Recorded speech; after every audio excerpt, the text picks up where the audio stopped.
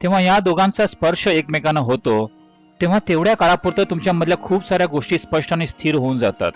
बऱ्याच गोष्टी म्हणजे तुमचे विचार स्पष्ट होतात, भावना स्थिरावतात आणि तुमच्या भोवती काय चाललंय याचं स्पष्ट आकलन तुम्हाला होऊ लागतं. योग सशक्त होण्यासाठी नाहीये, सुदृढ होणं हा त्याचा फक्त एक परिणाम आहे. महत्वाची गोष्ट ही आहे की तुम्ही जीवनाची योग्य ती भौमितिक रचना साधणे, कारण भौतिक विश्व हे भूमितीवरच आधारित आहे.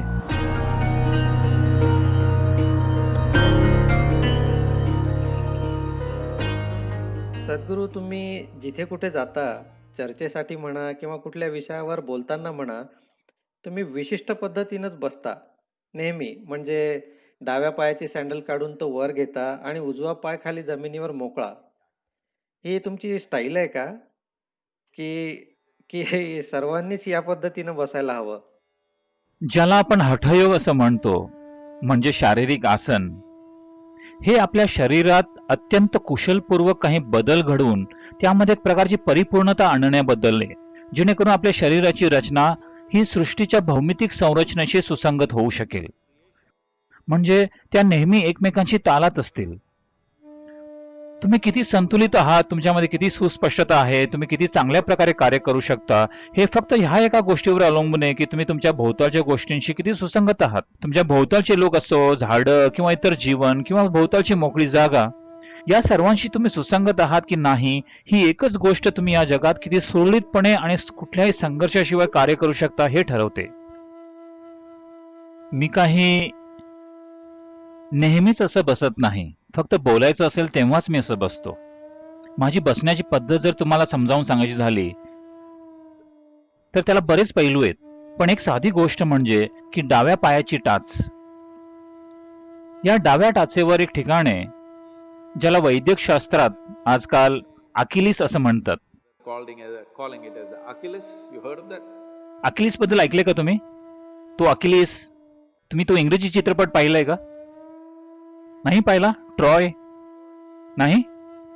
किती निरागस मुलगा आहे हा. An innocent boy.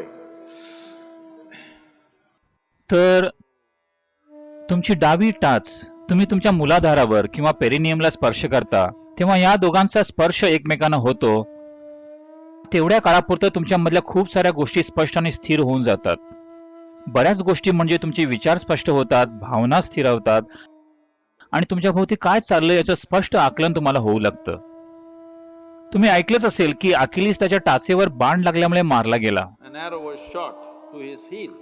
तुमचा विश्वास बसणार नाही की टाचेवर जखम झाल्यामुळे कोणी मरू शकतो, नाही का? पण अकिलीस त्यामुळेच मेला.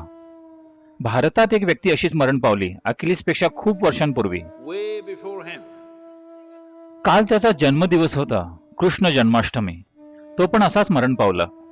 हे याच गोष्टीकडे इशारा करते की त्यांना अतिशय निष्णातपणे मारण्यात आलं. निर्गुणपणे गळा कापून किंवा डोकं फोडून नाही, तर त्यांना नेमकं टाचेवर मारलं गेलं जेणेकरून त्याचा मृत्यू व्हावा. तर शरीरात अशी ऊर्जा प्रणाली आहे की डाव्या टाचेचा स्पर्श मूलाधाराला झाल्यावर, तुम्ही असे बसल्यावर तुमच्यात एक प्रकारचा समतोल निर्माण होईल. तुम्ही कोणाची बाजू घेणार नाही. See, आता प्रत्येकाचं स्वतःच असं काही मत, कल्पना, विचारसरणी आहेत. आयुष्याचे आपापले अनुभव, आयुष्याचे तुमचे व्यक्तिगत अनुभव आणि तुमच्या मनावर बिंबवलेल्या मानसिक ठशांचा प्रत्येक गोष्टीवर प्रभाव पडत असतो. एखादी व्यक्ती तुम्हाला आवडते, एखादी नाही आवडत, एकावर तुमचं प्रेम असतं, दुसऱ्यावर नसतं. हे असं घडतं कारण तुम्ही सतत कुठली ना कुठली व्यक्तिगत भूमिका घेत असता. पण जीवन म्हणजे काय हे खरंच जर तुम्हाला समजावून घ्यायचं असेल तर सगळ्यात महत्वाची गोष्ट म्हणजे तुम्ही स्वतःची अशी कुठलीच भूमिका घ्यायला नको. जीवनाकडे नव्याने बघण्याची तुमची तयारी हवी. आयुष्याच्या प्रत्येक क्षणी, पूर्णपणे नवीन आयुष्याच्या प्रत्येक क्षणी. ही गोष्ट समजून घेणं लोकांना फार कठीण जातं. जे लोक माझ्यासोबत 30-35 वर्षांपासून आहेत, माझ्यासोबत अगदी रोज बरंच काम करतात, त्यांच्याबद्दल मी अजून एक सुद्धा मत बनवलेलं नाही. आम्हाला जेव्हा काही काम करायचं असतं तेव्हा फक्त मी त्यांचं कौशल्य आणि ज्ञान याकडे बघतो. पण इतक्या वर्षांपासून माझ्यासोबत असणाऱ्यांबद्दल अजून मी एकही मत बनवलेलं नाही. इतक्या वर्षात काही मतं बनायला हवी होती, पण मी तसं करत नाही. कारण आध्यात्मिक जीवनाचं हेच सार आहे की आपण प्रत्येक जीवनाकडे एक शक्यता म्हणून बघायला हवं. every life as a possibility. शक्यता आणि वास्तव यामध्ये नक्कीच एक अंतर आहे.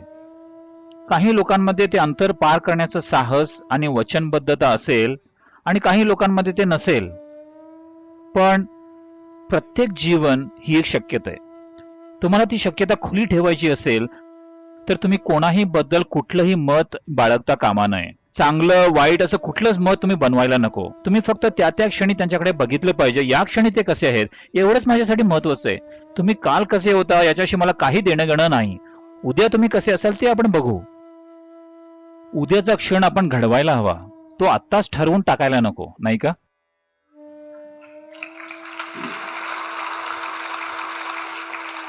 तर ही शरीराची एक विशिष्ट भौमितिक रचना आहे, ती तुम्ही व्यवस्थित हाताळायला हवी. एक गोष्ट मी पाहतो, पाश्चिमात्य संस्कृतीचे लोक आजकाल असा प्रचार करतायत की योगा म्हणजे स्ट्रेचिंगचा एक व्यायाम आहे. त्याऐवजी तुम्ही पिलेट्स करू शकता, बॉक्सिंग करू शकता, टेनिस खेळू शकता. तुम्हाला जर फक्त सुदृढ राहायचं असेल तर थोडं रनिंग करा, ट्रेकिंग करा, टेनिस खेळा किंवा तसलंच काहीतरी करा. योग सशक्त होण्यासाठी नाहीये, सुदृढ होणं हा त्याचा फक्त एक परिणाम आहे. महत्वाची गोष्ट ही आहे की तुम्ही जीवनाची योग्य ती भौमितिक रचना साधणे, कारण भौतिक विश्व हे भूमितीवरच आधारित आहे. आता इथे ही बिल्डिंग आहे, ती किती दिवस उभे राहील, की ती आजच आपल्या डोक्यावर कोसळेल, की बरीच वर्ष टिकून राहील, हे मुळात त्याची भौमितिक रचना किती चांगली आहे यावर अवलंबून आहे. शरीराचं सुद्धा तसंच आहे, सौर मंडळाचं सुद्धा तसंच आहे आणि ब्रह्मांडाचंही तसंच आहे. प्रत्येक गोष्टीला ते लागू पडतं. पृथ्वी ही काही सूर्याभोवती एखाद्या साखळीने बांधून ठेवली आहे म्हणून गोल फिरत नाहीये, तर त्याची भौमितिक रचना अचूक आहे म्हणून, हो ना?